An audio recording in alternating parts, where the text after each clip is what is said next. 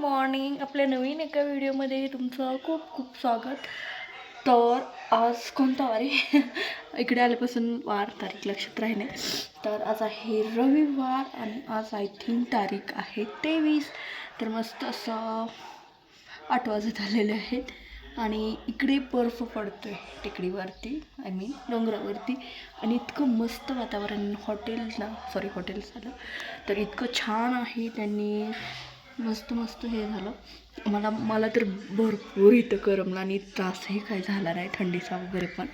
आणि त्या दिवशी त्रास मला परवा दिवशी पँगॉंगमध्ये भरपूर त्रास झाला, म्हणजे ऑक्सिजन कमी पडला. आणि इथे काही नाही, छान वाटतं आहे. आणि तुम्ही आपल्या चॅनलवरती नवीन असाल तर प्लीज सबस्क्राईब करा आणि व्हिडिओ कंटिन्यू करा. तर आपण बाहेर जाऊन बघूया कसं उजेडले. आणि इथे 4-5लाच उजेडतं आणि रात्री 8पर्यंत उजेड राहतो. तर चलो.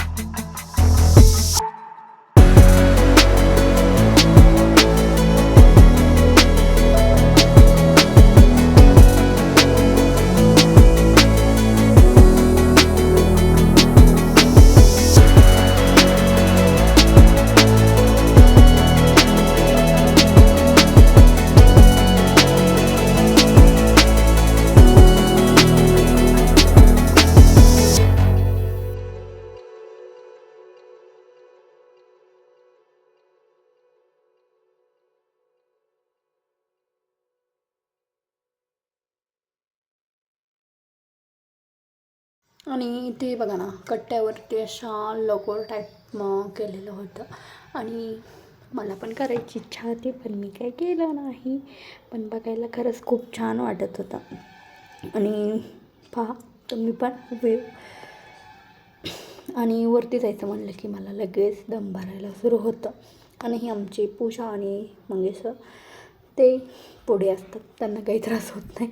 पण मी आणि शेट आम्ही मागे असतो, मला त्रास होतो त्यामुळे.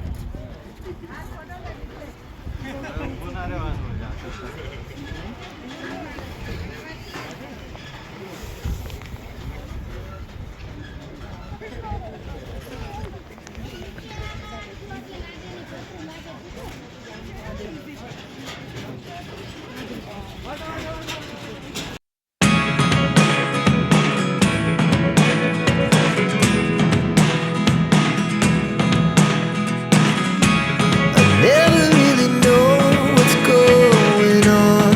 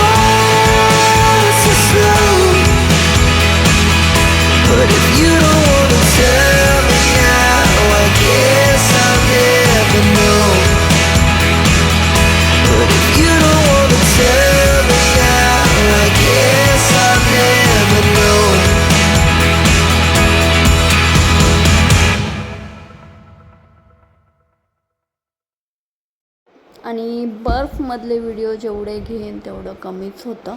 आणि आणखी वरती गेल्यावरती भरपूर असे बर्फाचे डोंगर होते, पण तिथे गेल्यानंतर व्हिडिओ घ्यायला कॅपॅसिटी राहीन का नाही हे माहीत नव्हतं. असलं भारी वाटत होतं गाईज, खरं सांगू का. आणि तिथे व्हिडिओ आणि फोटो काढायची खरंच खूप इच्छा होती, पण सगळ्या जगातील उंच हे ठिकाण होतं.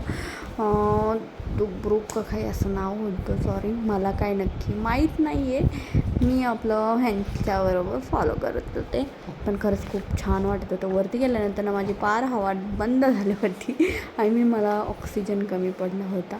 आम्ही थोड्या वेळ थांबलो, कारण जसं जसं वरती जाईल तसं तसा प्रॉब्लेम यायचा. फक्त मला थोडा दम्याचा त्रास असल्यामुळे. आणि पाहायला बघा ना किती छान वाटत होतं, आणि थंडी पण तेवढी छान वाटत होती. नंतर ना आम्ही आमचा प्रवास सुरू केला, आणि तुम्ही पाहू शकता. आणि सगळे तिथलं म्हणजे सगळीकडे सारखंच होतं, जिथे बघा तिथे डोंगर बर्फ. त्यामुळे असा मस्त मूड झालता, व्ह्यू खूप छान होता. फक्त यामध्ये डान्स करायचीच कमी होती, पण डान्स तर काही करू शकत नव्हतं, कारण भरपूर असं तुम्ही आता समजू शकता. एवढं हे म्हटल्यावरती थंडी तर असणारच, त्यामुळे नो प्रॉब्लेम.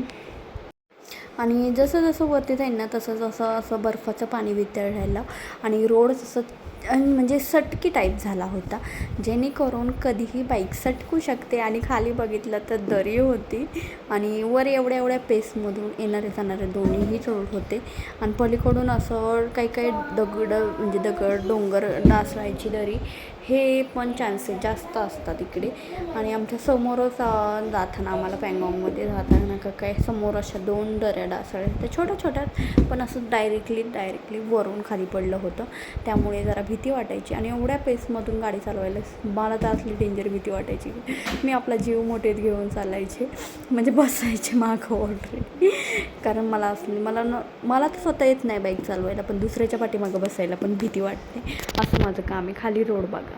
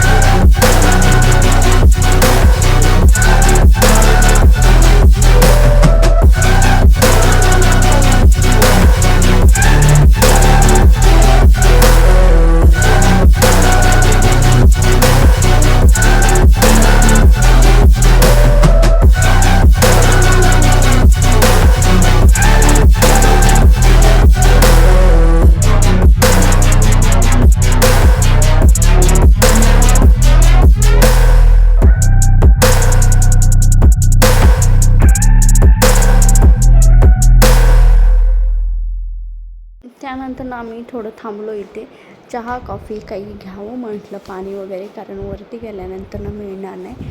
त्यामुळे आम्ही इथे थांबलो, चहा वगैरे घेतला.